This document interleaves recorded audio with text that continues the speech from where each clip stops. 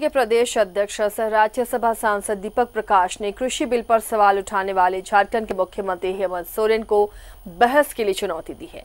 कृषि बिल के अलावा कई अन्य मुद्दों पर सांसद दीपक प्रकाश से अहम बातचीत की हमारे संवाददाता ऋषिकेश ने। सदन का हंगामा काफी हंगामेदार रहा।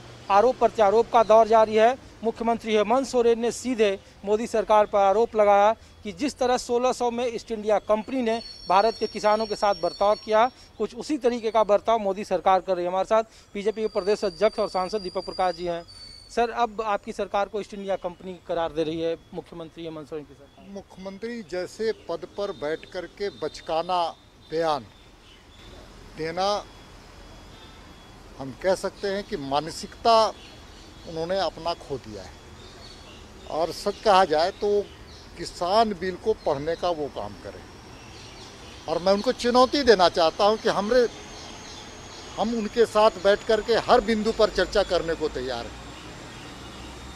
और मैं उनको खुली चुनौती दे रहा हूं कि मेरे साथ बैठे किसान बिल पर हमसे वो चर्चा करें, और फिर मैं साबित कर दूंगा कि किस प्रकार से किसानों के हित के लिए, किसानों के आर्थिक बढ़ावे के लिए, और हम कह सकते हैं कि उनको एक नया बाजार देने के लिए, और एमएसपी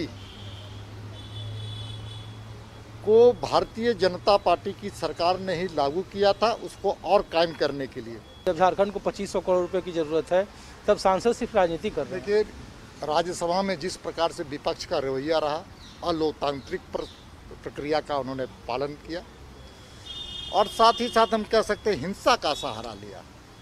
कल का दिन विपक्ष के चेहरे पर काली लगाने वाले दिन है। विरोध की वजह से सच है कि कांग्रेस तो कैबिनेट में बैठ कर के इस विषय को सदन में लाने का प्रस्ताव की थी। कांग्रेस के प्रदेश अध्यक्ष कौन है? रामेश्वर उरांव जी। कांग्रेस वो मंत्रिमंडल में भी शामिल है, और मंत्रिमंडल में बैठ कर के निर्णय लिया उन्होंने कि लैंड म्यूटेशन बिल को लाएंगे। और बाद में जब भारतीय जनता पार्टी का जनता पर जन समर्थन जिस प्रकार से मिला, उसके बाद कांग्रेस की आंख खुली है। इसलिए मैं कह सकता हूं भारतीय जनता पार्टी के जीते। विधानसभा उपचुनाव को लेकर के अपने सहयोगी से मुलाकात की, आजसू सांसदों से आप मुलाकात की, क्या अब आजसू और बीजेपी मिलकर लड़ेंगे, ये फैसला हो गया है?